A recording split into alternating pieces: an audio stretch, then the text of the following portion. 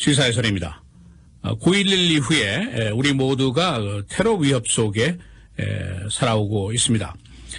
그동안 이제 국가 안보를 위해서 정부가 시민 개인의 사생활 자유를 얼마나 침해할 수 있는가, 이것이 항상 그 논쟁의 대상이 되어 왔었습니다. 의회가 어제 여기에 대해서 아주 오래간만에 결론을 다시 내렸습니다. 지금까지 진행되어 온 정부의 통신 감시 권한을 제한하자, 이것이 이제 결론입니다. 그래서 이제 9.11 이후에 지금까지 14년 동안이죠.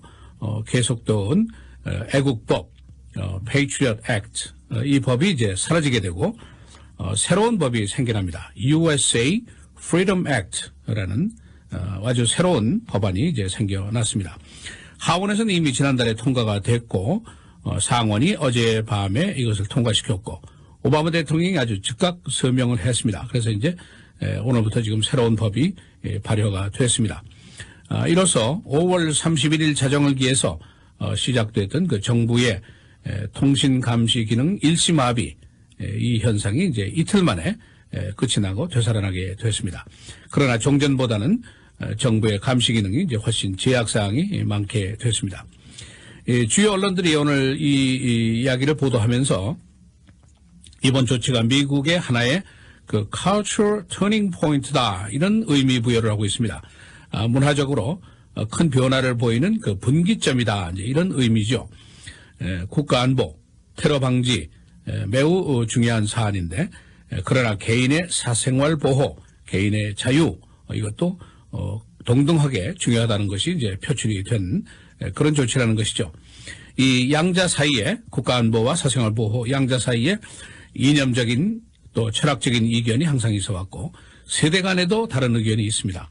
또 이번에는 의회 내에서도 큰 이견을 보였습니다. 상원 하원이 의견이 다르고 공화당 민주가 다르고 이번에는 공화당 내부에서도 굉장히 많이 다뤘습니다. 또 민주당 내부에서도 서로 이견이 있어서 의회 내에서도 아주 대대적인 논쟁이 벌어졌었습니다.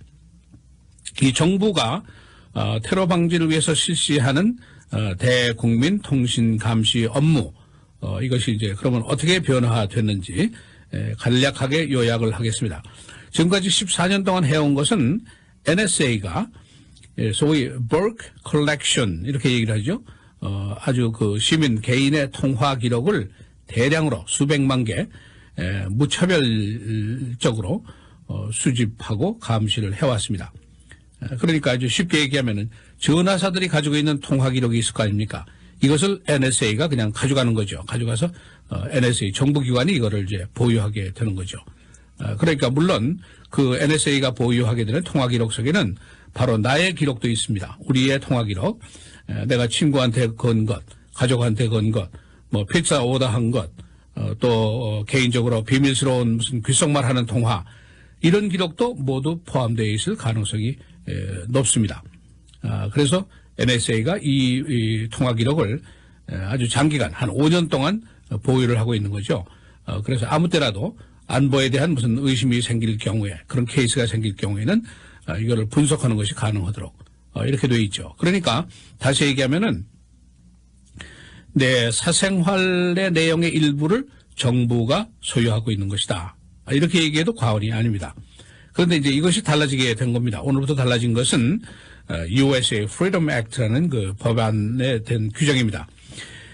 NSA가 종전과 같이 전화 기록을 보유하지를 못합니다. 그럼 이 전화 기록을 누가 가지고 있느냐? 전화사가 일정 기간, 한 6개월 동안만 보관을 하도록 이렇게 규정이 되어 있습니다. 그러면은 어떻게 통신 감시를 하느냐? 테러의 위협이 있다든가 안보의 위협이 있는 그런 케이스가 생길 경우에 케이스 바이 케이스로 NSA가 특수 법원으로 가게 됩니다. Foreign Intelligence Surveillance Court라는 법원이 있는데 이 특수 법원으로 가서 통화 기록을 우리가 좀 보겠습니다 하고 신청을 하게 됩니다. 그러면 법원이 이거를 검토해서 재가를 해서 허가를 받아야만이 이 기록을 볼 수 있도록 이렇게 되어 있습니다. 물론 이제 테러와 관련된 사항이니까 굉장히 신속하게 이제 진행이 되도록 이렇게 되어 있습니다. 이 phone log라는 거, 통화 기록이라는 거, 그 내용이 뭐냐? 누가 누구에게 전화를 했는지 다 알 수가 있습니다. 몇 시에 전화했는지, 또 5분 했는지 10분 했는지 얼마나 오래 했는지 다 알 수가 있습니다. 그러나 통화의 그 내용, 어떠한 말을 했는지는 공개를 할 수 없도록 이렇게 규정이 되어 있습니다. 지금까지 그 애국법에 의한 통화 기록 감시도 통화 내용은 밝힐 수가 없도록 이렇게 되어 있었습니다. 지금까지 여러 조사가 있었습니다만은 NSA가 통신 감시를 하면서 그 권한을 남용했다. 다시 말해서 그 내용을 엿들었다. 이런 증거는 지금까지 나온 것이 한 건도 없습니다. 이 새 법에 의한 NSA 통신 감시 기능, 그러니까 아주 요약하면 두 가지가 제한이 되죠. 하나는 데이터 수집의 권리가 제한이 되는 것이고, 두 번째는 법원의 감시와 허락을 받도록 제도적으로 이렇게 제약을 하게 된 겁니다. 이 오바마 대통령은 새로운 그 법안에 대해서 즉각적인 동의를 하고 서명을 했습니다. 며칠 동안이라도, 단 몇 시간 동안이라도 이 안보에 허점이 생기면은 큰일 나니까 신속하게 조치를 했습니다. 이 국가 안보에 대한 정부의 기능을 이제 개혁한다 하는 것인데, 그 배경에는 국민들의 그 의견이라든가 여론이 변화한 것이 있지 않느냐. 그래서 이제 언론들이 문화적인 변화다, 터닝 포인트다, 이제 이런 얘기를 하고 있습니다. 우리들의 기억 속에 있는 그 9.11 테러, 아주 처참한 것이죠. 그러니까 국가 안보가 우선이다 하는 생각을 물론 할 수가 있습니다. 그러나 소위 그 신세대들, 젊은 층들은 의회 내에서도 주로 9.11 이후에 의회로 입성한 신참 의원들, 이런 사람들은 국민의 자유보호, 프라이버시 보호, 여기에 더 우선순위를 두는 그런 경향을 갖고 있다는 것이죠. 그러니까 사생활 보호, 프라이버시 보호라는 것이 미국이 추구하는 중요한 가치 중에 하나다. 이것을 이제 강조를 하게 되는 것이죠. 그래서 이제 공화당 내부에서도 미치 맥코넬 상원 총무 같은 사람, 또 존 맥케인 상원의원 같은 사람, 고참들이고 강경주의자들, 이런 사람들은 지금까지 애국법, 패트리엇 액트를 연장하자. 여기 뭐 잘못이 있느냐? 국가 안보가 위협에 빠지면 안 되지 않느냐? 개인의 자유도 국가 안보가 있어야 가능할 것이 아니냐? 이런 논리를 펴게 됐죠. 그러나 반대로 이 랜 폴 상원의원이라든가 제임스 랭크포드 오클라호마 공화당 상원의원, 이런 사람들의 의견은 이제 다릅니다. 국가의 권한이 너무 지나치고 사생활 보호가 침해를 지금 받고 있다. 고로 개혁을 해야 한다. 이런 얘기죠. 그러니까 이 사람들은 국가 안보 그리고 사생활 보호가 양립할 수 있다 하는 논리입니다.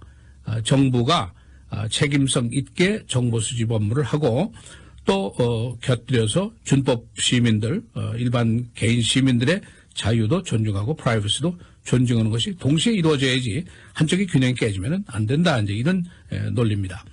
그러니까 의회 내에서도 이제 강력한 논쟁이 벌어졌는데, 보통 이제 의회에서는 공화 민주 이렇게 당 노선에 의해서 의견이 그 결정이 됩니다만, 이번에는 이런 현상이 크게 바뀌었습니다. 예를 들면은 존 배너 하원 의장하고 오바마 대통령 항상 의견이 달랐는데 이번에는 이제 같이 공조를 하게 됐죠. 손을 잡고 이 안을 통과를 시켰습니다.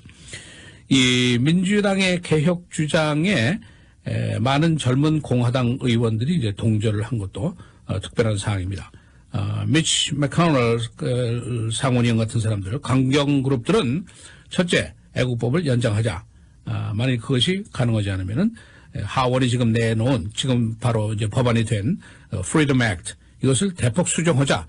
그래서 강경화하자 하는 시도를 했습니다만은 결국 다 무의로 돌아갔습니다. 그래서 손을 들고 하원이 통과한 Freedom Act, 이것을 그대로 인준하는 그런 선에서 끝이 나고, 이것이 이제 새로운 법이 되고 이것이 우리의 그 통신 감시에 대한 삶을 규정하게 됩니다. 따라서 여러분 오늘부터는 누구와 좀 비밀스러운 전화를 하신다고 해도 NSA가 이를 감시하지 못하도록 이렇게 되어 있습니다. 시사해설 김정일입니다.